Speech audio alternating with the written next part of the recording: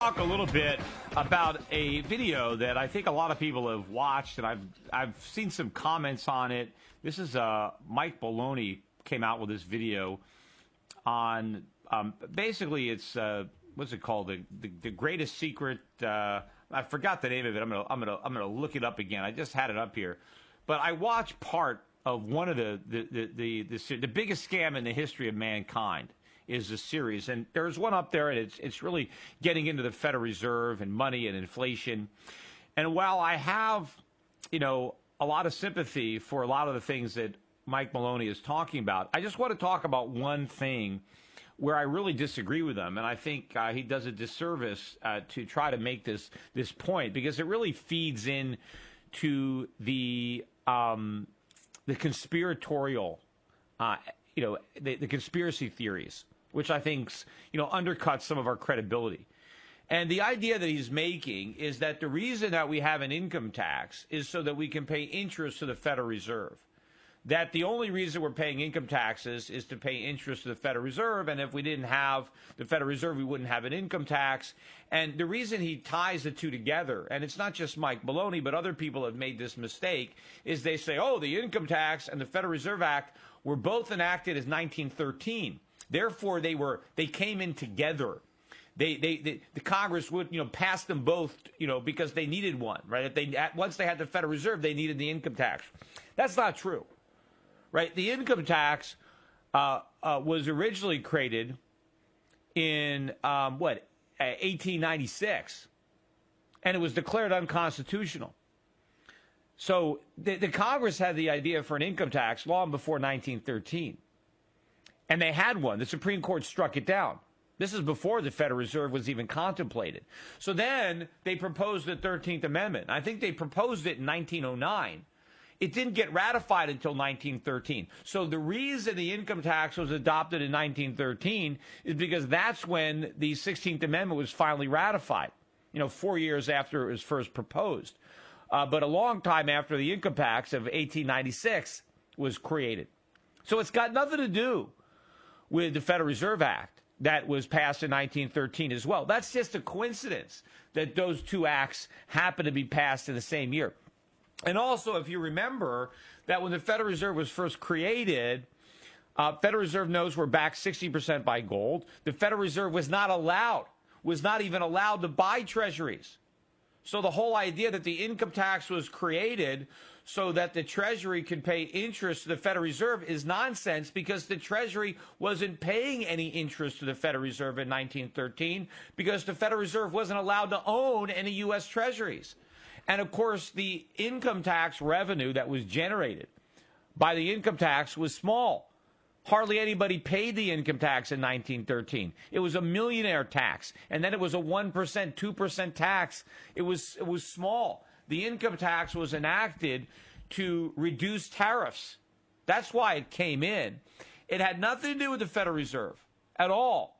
Yet now you've got a lot of people trying to tie the two together to try to create some kind of hatred to the Federal Reserve based on the fact that we don't like income taxes. And so you got guys trying to say the reason we have an income tax is because we have a Federal Reserve. And if we just got rid of the Federal Reserve, we wouldn't need the income tax. None of that is true.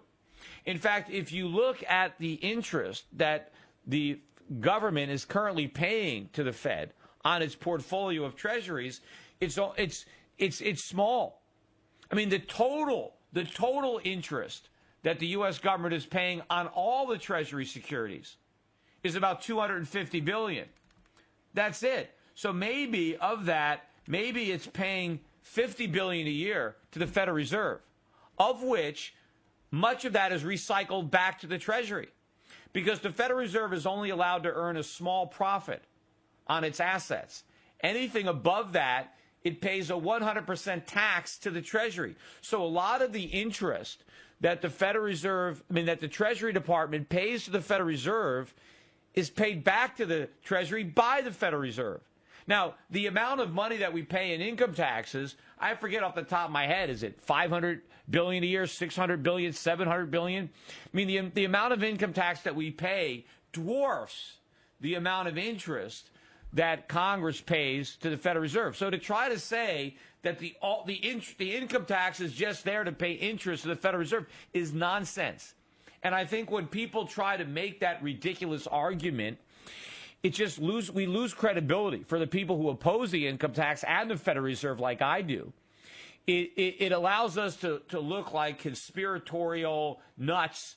Look, we're ignoring the facts because it's obviously blatantly false. Look, there's plenty of reasons not to like the Federal Reserve. There's plenty of reasons not to like the income tax. So we don't have to make any up. We don't have to make up reasons that aren't true and then give our opponents a avenue to label us as kooks and fools by pointing out the obvious fallacy of that argument. So criticize the Federal Reserve for the things the Fed does wrong and criticize the income tax. There's so many things wrong with the income tax. There's so many legitimate problems with the income tax, both from a constitutional perspective, from a legal perspective, from a moral perspective, from an economic perspective. There's so much wrong with it. We don't need to pretend that we only have the income tax because we have the Federal Reserve. And there's so much wrong with the way the Federal Reserve is currently operating, right? With the money that it's creating, with the problems that we have in the economy because of the Fed, because of the continuous money printing, because of the artificially low interest rates. There's so much legitimately wrong with the Fed, we don't have to make something up. We don't have to try to make it even more sinister than it is by linking the income tax with the Federal Reserve, by trying to say that they're one and the same, that it was a big conspiracy from day one, because all that does is it makes us look ridiculous. Now, I don't know why Maloney fell into that trap. A lot of other people have. I mean, it doesn't have to be this sinister. And, of course, you can't simply promise that if we get rid of the Federal Reserve, we'll have no income tax. That's not going to happen. If we don't want an income tax, it's not just the Federal Reserve we got to get rid of, but a lot of government. We need to slash government spending on other things if we don't want an income tax. And I'm in favor of those massive cuts in government spending so we can liberate the country from the income tax. But, of course, I'd like to liberate the country from the income tax and the Federal Reserve, but that's going to take a lot of political will. We're going to have a big change in Washington before we can make that possible.